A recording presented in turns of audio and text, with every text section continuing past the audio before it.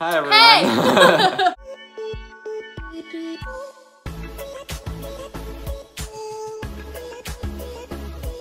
Welcome back to our channel. Yes, welcome back. Or welcome if it's your first time. Yeah. We had a vlog for Friday of footage from last Monday through Thursday. Yeah. It was an awesome vlog. We had gone to Nashville. We went to my sister's band concert. We introduced missed a bunch it. of people. We introduced my mom, my best friend, my sister, his brothers, our puppies, and so we accidentally deleted all the footage right after we had just finished editing it. It was just like an iMovie thing. It's really dumb. Basically, if anyone is looking to start a YouTube channel, all we do is film on my phone and edit on my phone with iMovie. And basically, you can't edit on iMovie and like have it done and not save what you've edited, like that video. You can't save it. You can't not save it and then delete all the original clips from your phone because then it just destroys the Basically, iMovie like uses the original videos. It doesn't make a copy of them. So if you delete the original videos from your phone while you're in the middle of like working on your project and you haven't saved the project, then it just you click on the video and it says the original files cannot be found. Yep. If you have back space them on up. your iCloud to have them backed up, or so they can go into your recently deleted. Yeah. But for me, my iCloud is full, yeah. so every time I delete pictures or videos off my phone, it automatically permanently deletes them. So So couldn't just a little recover tip, them. yeah. It was really sad. I bawled my eyeballs out because I was really excited about that video. But to make up for it, we are going to film Just a little like story time kind of. Yeah. It's basically how we got to live together so young and what it's like. And how we're able to like do it. Like we haven't worked this whole semester. We worked over the summer and we made up enough money to take a semester off take of a working semester and off of just working. focus on school. So we're able to pay for like our apartment, groceries, a hamster, our bills, like everything, just from a couple months of working. So we thought we would just explain like how we got here and what the process was and how we just get along living together and stuff and just take you through the little journey. So I guess Just start back to like we can start with when what we were our applying to plan school. was. Yeah. Senior year when we were applying to colleges and you know, because we started dating the end of our sophomore year, so I was 15 and he was 16. So at this point, we've been together for almost 2 years, about 2 years. It's pretty evident, like, we're gonna be spending the rest of our lives together. As much as people want to say that's, like, dumb or whatever, to assume just because you have been dating the guy you've been with or the girl you've been with since high school for 2 years, it doesn't mean you're gonna get married. Yeah. Well, we have a big thing coming for you. We're gonna get married. Have a plan, like We had a we're gonna plan. do everything. Yeah, But yeah. So anyway.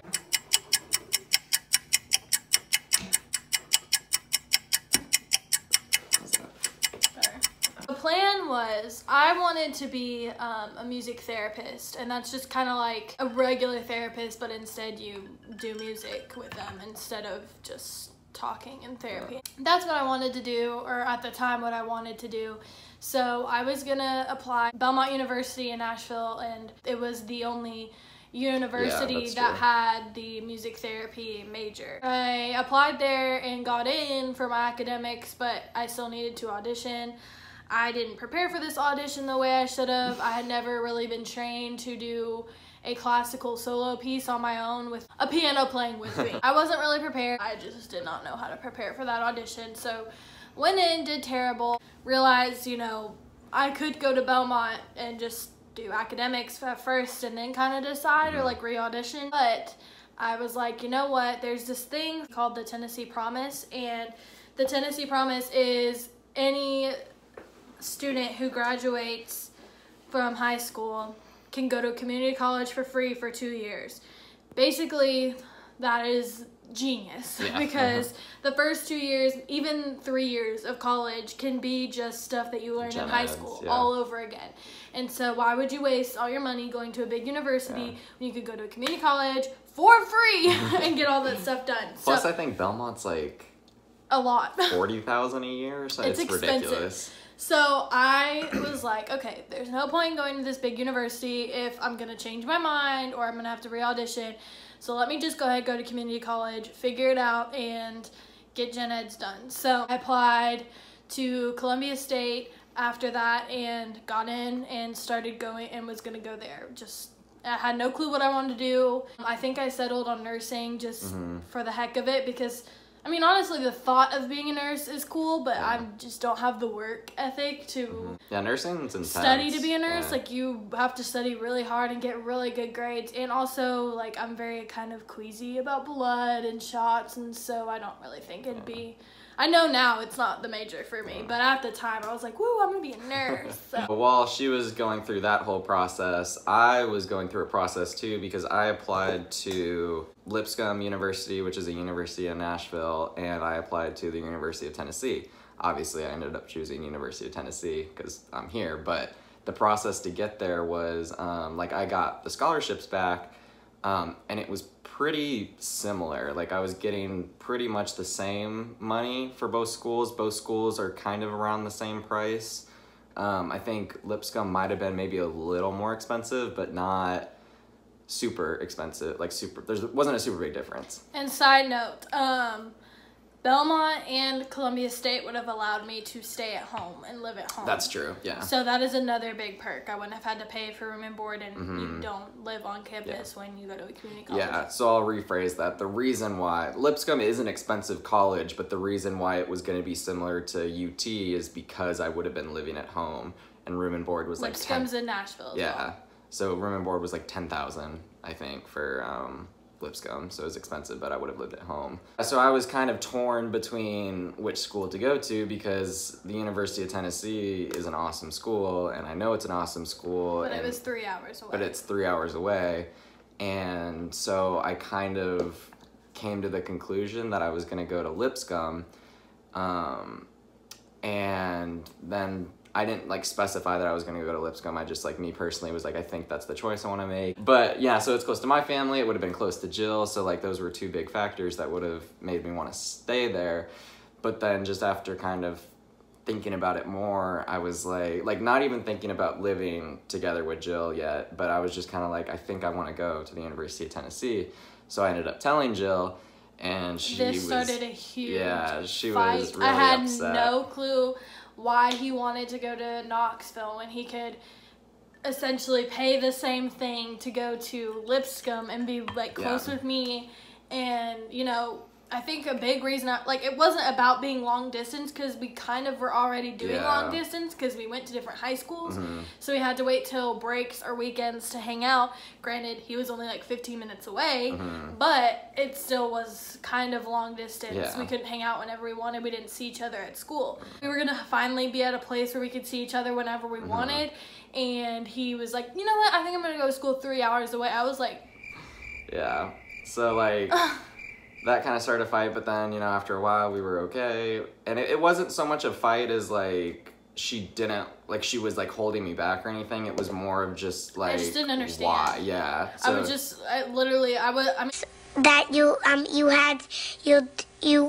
could bawling my eyeballs out. I'm like, if that's what you want to do, that's fine.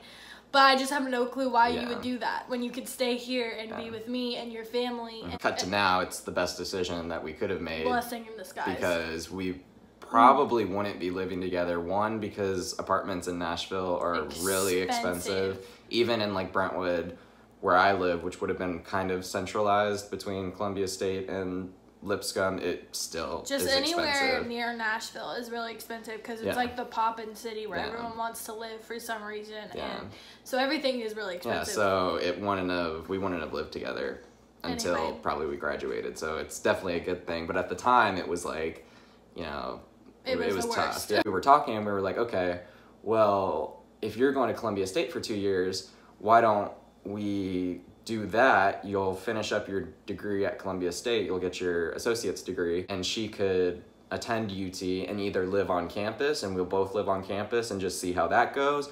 We could move in together junior year. There was lots of options. There was just lots of options. I mean, even if we both just lived on campus in separate dorms, we'd still be together. Right. We'd still be close together, and we could hang out whenever we wanted. And so there's just a lot of options. That became the plan. Yeah, we did find, like, long distance, honestly, the biggest thing is communication. If you communicate with each other and then don't cheat on each other, obviously, then long distance is not difficult. Here's the thing, is, like, I trust him with all my heart. He's never done anything to make me feel like he's lying or anything. Like, he's always been very upfront with me. And same with me, I've always been very upfront with him. I've never lied to him or anything. I've never been sneaky. You think you are going to be unhappy in a relationship, or long distance isn't working, you can't be away from your partner, or you find someone else. It's just about being honest and communicating. It's so much better for you to break up with someone and then go be with someone else than to go cheat on them. It's just a very stupid move. So you just have to be able to communicate, you know, when you're feeling upset, or when you feel like that other person isn't making enough time to call you once a day just to say hi or whatever. You have to communicate that. You have to be able to trust each other. Yeah, and there were definitely some like kinks at the beginning, just of like one of us maybe not making enough time to see the other one, or like, for example, like even just a text at the beginning of the day, like, hey, I'm gonna be busy all day. You know, that goes a long way than just not texting back, or not Snapchatting, or not responding to the other person. And then the end of the day comes and the other person's upset, and they're like, they express that to you, and you're like, well, I was busy all day. Well, you could have, you know, said something. So like that took some getting used to, but besides that, long distance wasn't difficult. And if anything, it helped us grow better, because we were able to kind of grow apart. We were doing our own thing. She was doing her thing at Columbia State. I was doing my thing at UT. We were going to school. We were still talking to each other and stuff. We would see each other. Most weekends I would drive back. So it wasn't like we were going months without seeing each other, but at the same time. Yeah, so I guess we can't really relate to people who are like one person 1,000 is going miles to go away, in-state, and then one person's going to go to like California. So that might be different. We don't have that experience, but again, if it just comes down to communication, then that's the key. Just communicate, be honest with your feelings, and do it like. Basically, at the end of summer after our senior year in high school, things were very rough with my family. My parents were gonna get a divorce, and it was just kind of rocky. So at the end of that summer, me, my sister, and my mom were gonna go move in with my grandparents, and then my dad was moving in with a friend. I still didn't have a car at this point, and my grandmother and grandfather's house was very far away from the college I was gonna attend. I needed a car. So basically what we did was my mom bought a car, and she was driving a minivan before that. So the car that she bought, I picked out, and it was going to be my car. I was only going to drive the minivan for a while, and then I was going to get a job to where I could pay the payments on that car, and then I would take over that car, and then my mom would get another car, if that makes sense. At the time, I was working at a tanning salon. After I got the minivan, I began working at Logan's Roadhouse as a server. I was doing both those jobs, being a full-time student, because I needed to be able to make enough money to pay the car payment. This ended up being the biggest blessing in disguise, because I would have never started working in a restaurant. I would have just kept working my minimum wage job at the tanning salon. But because I wanted a new car, I needed to make enough money to make payments on it. Everything went so bad. We ended up moving out with my grandparents, and my mom ended up moving in with a friend, and I kind of ended up in a weird place to where I didn't really have like a home. Like, I was just kind of bouncing around, and I was living out of my minivan. I had everything that I owned in my minivan at all times. So having this serving job and the tanning salon at the same time was a blessing in disguise. I worked 2 jobs and school, and went to school as a full-time student, and kept up good grades. Yeah, and had to keep my grades up. If you can't tell, she's pretty awesome. I would save every single penny that I earned at Logan's, which was a lot of money. Being a server is the best way to make money if you need to work part-time. And so I saved every single penny that I earned at Logan's, and what I would make from the tanning salon I would use for if I needed anything, food, whatever, because I was always in the car on the go, you know. As soon as I left school, I had to go to work, or as soon as I left work, I had to go to school, and it was just, I did not have a day off, basically. I had both those jobs until a month before the summer ended, this past summer ended. When I realized that I needed to get an apartment of my own, or I just needed to move out, was when I was bouncing around homes. I was like, I can't keep living like this. I can't keep living out of my car. I need a place to just have all my stuff and a consistent place to lay my head down at night and go to sleep. I brought it to Dalton's attention. I was like, hey, how do you feel about getting an apartment next year and me transferring to a community college there and living together next year. It was gonna be a whole year sooner than we had planned, maybe even a couple years sooner. So I just brought it to his attention. And then me, like, something I do need to work on with me personally, if a plan is made and then that plan has to change, I have a really hard time, like, adjusting or even considering a different plan. Like, for example, like when we were gonna get Robo, our hamster, like I was so like against it because like I was like, no, we can't do that. Like we're not supposed to do that. We're gonna kill it. I was like, you know, it's so a like hamster because that wasn't the plan. Right. So I just have a really hard time adjusting. So when Jill brought that up to me, I was like, no, like that's not we can't what do we it. said. Like it was gonna be junior year. That's why would we do it sophomore? You know, so.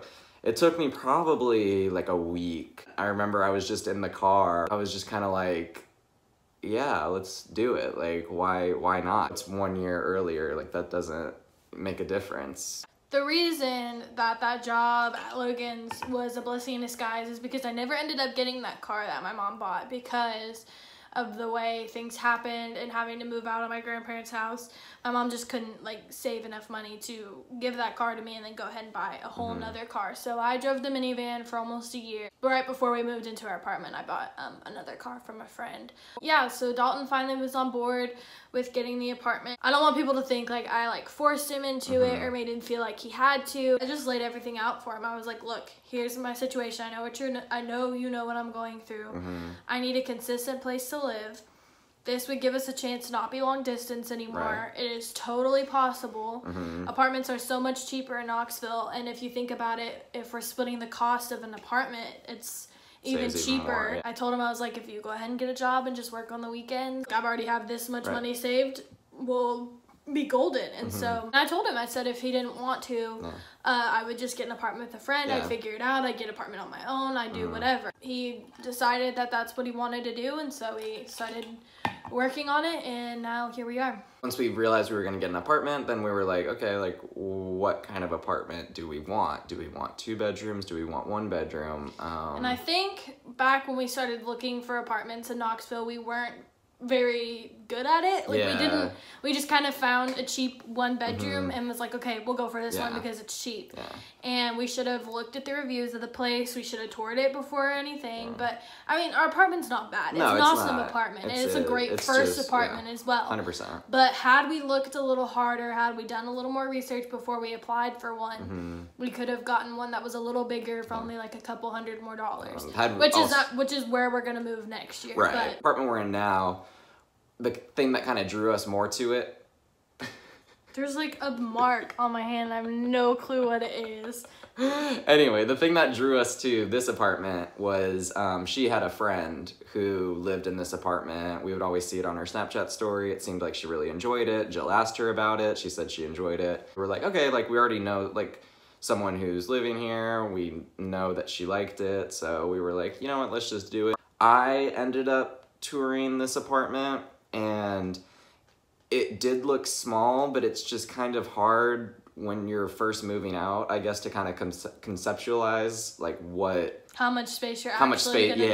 Or 377 square feet. So it's tiny. 1 bedroom. It literally just has a living room that's very small, a bedroom that's very small, a very small bathroom, and like a hallway kitchen. That's it. And it's honestly such a good starter apartment. Definitely, we don't have a problem with how small it is because we literally don't annoy each other somehow. So and it's furnished too. So it's furnished. So that was another big thing. We didn't want to buy furniture. The only problem with the apartment is just like there's not a lot of space to put our stuff, and we didn't realize how much each person had. That's the only problem. But besides that, we really like this apartment. It's $840 a month for this 1 bedroom, and we split the cost, so it's $420 each. So it's not a lot of money. We knew we just wanted to do 1 bedroom because it was just gonna be us. We didn't need 2 bedrooms. And it was gonna be there was no need to pay for 2 bedrooms.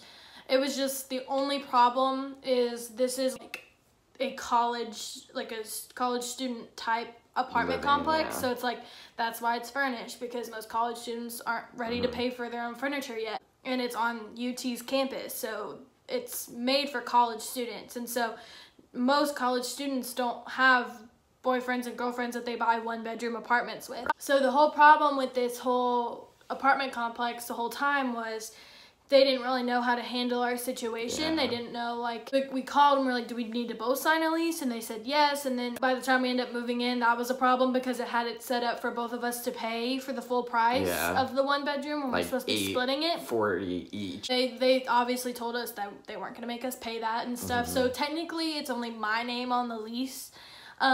Because things just kind of went weird, so they just kind of like disappeared his lease and just are kind of like, yeah, we know he lives there as well, and that's not. And they also were switching management, so it was a weird situation. We don't blame the apartment complex that we live in just because we understand that when things are changing and people probably already give them a bunch of crap about other things, so it's just we're not worried about it.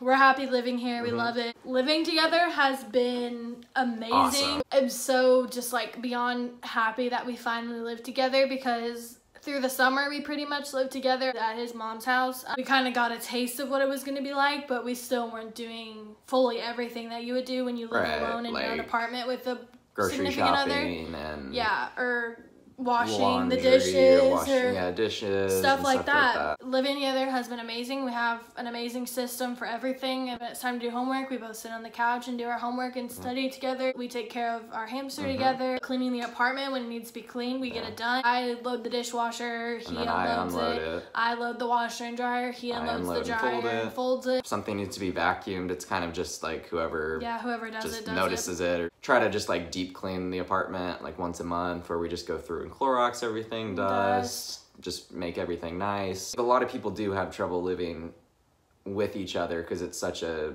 transition. I think what really helps is if you do kind of establish who's doing what, because then that makes it so that one person isn't doing everything. Because I could see how it would be a problem if your significant other maybe doesn't do like their laundry or clean the dishes, and so the other person ends up doing everything, and then that can cause tension. Whereas if you establish like whose job is what, then it makes it easy. One person doesn't get stuck doing it. Yeah. So it definitely is like a little bit of a learning curve living with each other.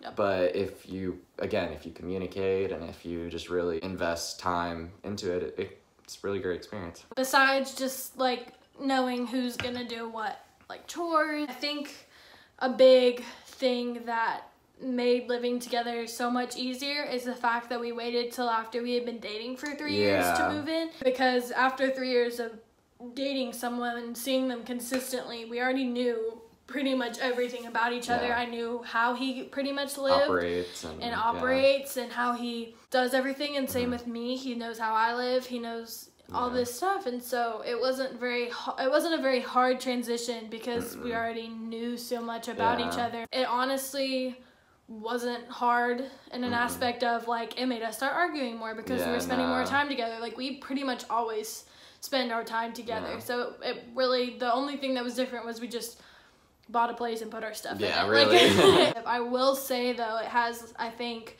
even though we were such awesome communicators before, we communicate even better now, just because you're just around the person more. We're always together, and so he's my best friend. I tell him everything, and so if something's bothering me, he can either tell or I'm telling him what's bothering me. And like same with him, if something's bothering him, he just tells me because we're just always together. And I think really the only main problem that we had that was like a consistent over and over again argument was because I was so excited to move into the apartment and finally have a place of my own again. I was very controlling of how we decorated the apartment and where everything went. And sometimes it would really hurt Dalton's feelings because he would suggest something and I'd say like, well, no, I think it's going to look better there. I just like tell him how it's going to be. And he was like, okay, well, like it's our apartment. I want to help decorate too. I want like my things to be places and stuff. And so that's another thing of living together that has been like something that we had to learn whenever we do get in small arguments is even if one person is majority right over the other, you can always find a way that the right person is wrong and a reason to apologize. The whole thing with like arguments is you have to put your ego aside and you have to be able to say, I'm sorry for yelling at you. For example, with that, let's just take like we had these spiral notebooks, and I didn't want them on the bookshelf because I thought it looked weird, but Jill was like, well, we have to put them out there. There's nowhere to put them. Yeah, because we don't have much space. So one of the shelves on this bookshelf in our apartment has textbooks, books that we read, a Bible, drawing stuff, spiral notebooks, just like random things like that are like book type things because we don't have anywhere else to put them. Yeah, and so I was like, well, I don't like it there. And Jill was like, well, that's the only where it needs to be. And so it was the only place for it. Yeah, and I got upset because I was like, well, why can't they just not go there? It was mainly me in the wrong because I was like just being stubborn because I wanted my feelings to be heard, and Jill was being stubborn because she was like, it's logical to move them there because there's no room. So then, you know, after a minute, like, we both were just like, hey, like... It was literally like he walked away for a minute, cooled down, I walked away, cooled down, and walked up, and I was just like, you know what, you're right, I should have listened to your feelings and maybe listened to how you were feeling and talked to you more in a calm manner, so I'm sorry. Yeah, and then I was like, yeah, you know, I'm sorry because they should go there. Like, there's nowhere else to put them, so it's just not that deep. By no means in this video are we trying to sound like we're the perfect couple because we definitely have our moments, we do. It's just, I think... a lot of people in our friend group and in our family group have told us that we are a really great couple in a lot of aspects, and so I feel like because we've been noticed for that so many times, we want to just kind of like show like how we live together and how it's so good and how we were able to do it and just all things like that. I have no clue what this video is going to be because it's like how we were able to live together, why we did it, how we did it, and how it is living together. So I have no clue what this video is going to be titled. But I guess it's just more of like the process to get to living together and then how we're able to make it work. And how it is. Yeah, so that's pretty much how we did it. I mean, how we did it, why we did it, what it's like, and how we're able just to keep doing it, I guess. Yeah. So that's pretty much it for how we got to live together, what it's like, and the whole process of like going from, you know, what college we were picking out to now living together our sophomore year, which is really cool. Thank y'all for watching. Sorry that we did not have a vlog on Friday. It will never happen again. Now we know that. Now we know about the whole you can't editing. just delete your clips until you've posted on YouTube. Thank you so much for watching. We hope you enjoy. Like and subscribe. And turn on your post notifications so you know whenever we post next. And we'll see you guys next time. All right. Bye.